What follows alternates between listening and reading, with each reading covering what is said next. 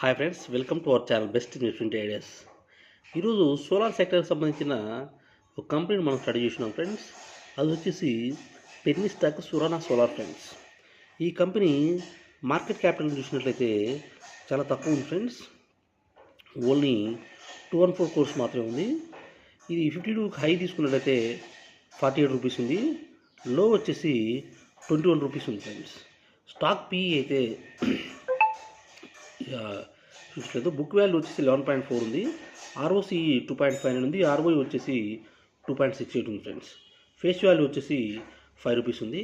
ఇదైతే మొన్న ఫ్రైడే రోజు ఆల్మోస్ట్ 10% అప్పర్ సర్క్యూట్లో క్లోజ్ అయింది ఫ్రెండ్స్.